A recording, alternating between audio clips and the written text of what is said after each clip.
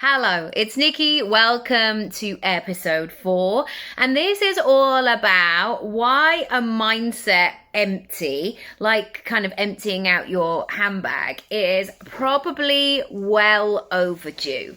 And firstly, I want to tell you why. If we go back to the handbag analogy, that always feels so good, doesn't it? And sometimes there are some hidden gems in there where you think, how long has that been there? And it's actually not representative of who I am or who I want to be. So when you pause and when you take action, you get to understand what you actually need. So when you check in with your thoughts, when you check in with your habits, when you check in with your patterns of behavior, or those things that have suddenly just become part of your identity, and you're like, well, I guess that's just me. Is it though? Is it? And is it giving you what you need for the next version? You will also be surprised when you do this, how much space and energy it opens up. I think there is this expectation that we should just keep carrying on and plodding along and doing what we've always done and then adding to it. I remember when I had a baby in 2015, I very quickly realized not my capabilities, but my capacity. Even though I had been very capable of doing all of these things in a previous life, in this moment when I had a brand new baby to look after and I had a lot of recovery in my body after emergency C-section, I knew that my capacity was really small. And so I had to, in order to give myself that energy and that space to do the things in this moment, I had to be able to ask for help. Thirdly, you can get a real good look at what is cluttering things up or what is outdated. It's only when we take a closer look, because remember, we're all so busy, we're just moving and doing all the things. It's only when we stop, like when you open up your spice drawer and you go, oh, that's there from 2021. Okay, it's time for that to go. I'm not checking all the dates on my spice drawer every single day. I'm only looking at stuff if I actually need it.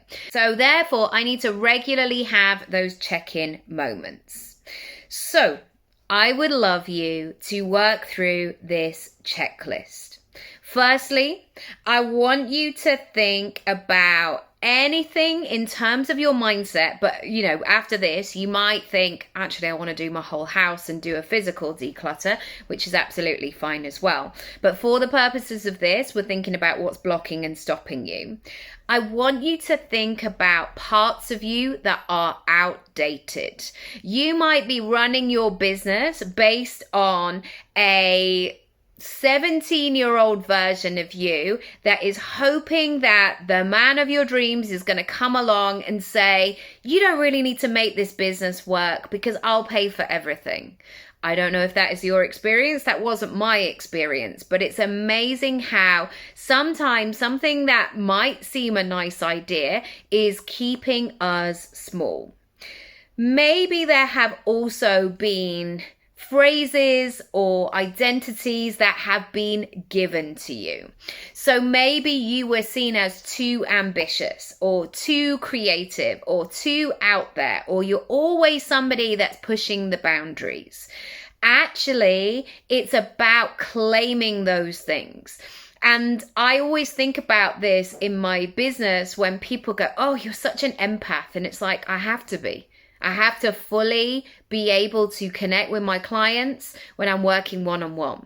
When I design my courses, I have to be able to put myself in their shoes and be able to help them navigate through this. Thirdly, whenever I'm speaking to people in an audience, I don't just want to be like, hi, and just bellow for 45 minutes. I want to connect with them in that way. Likewise, if I'm acting, I need to have empathy for the character, the other actor, the tone of the piece, all of it. Next, I want you to think about what you are falsely hanging on to. And sometimes we don't realize that we're doing this. And sometimes we can't extract ourselves from these things because they're so embedded in us. So you might have this in sibling rivalry, for example. Maybe you always felt inferior to one of your other siblings because you weren't seen as the brainy one. When in fact, your brother or your sister, yes, they were great at physics, but also you don't want to be great at physics. But you are really great at what you do and what your version of things is. So I want you to notice if you have clung on to things that frankly just don't belong to you. And give yourself that permission to start afresh, like you would with a software upgrade. Sometimes there's moments where it's like, all right, my computer is running really slow. I need that update. I need it to be able to do different things. This is your opportunity for this software upgrade. Questions. Grab your piece of paper and a pen. What do you need to let go of? Where are you playing small? And how does it show up for you? Where and what are you clinging onto? When and how do the unhelpful voices show up for you? Are there any unhelpful habits that you have that actually do not align with your future self? Meaning, in your head, you really want to become that next version of yourself. But until you consciously and subconsciously let go of those older versions of yourself, you understand practically that that future self cannot come in. You have to make different decisions. Going forward, how can you spend your time differently? And finally, what would you like to release? Some big questions here. Also, there are lots of questions within there that you can journal on over the next few days or think about on your walk, or maybe you're coming back from the school run, or you've got a short journey in the car on the way to the supermarket and like, let me just think about, say, that example of like, what do I need to release? And feel it. Connect in with your body. What is time for you to let go of once and for all? I would love to know, as always. If you haven't watched the full workshop, please do so. I know that you have the details already, but if you can't find them, just go to my website, log in the top right-hand corner.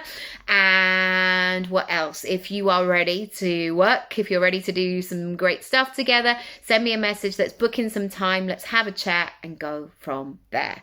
I would be really interested to hear what happened for you today. If you don't want to write in the comments down below, my inbox is open. Lots of love.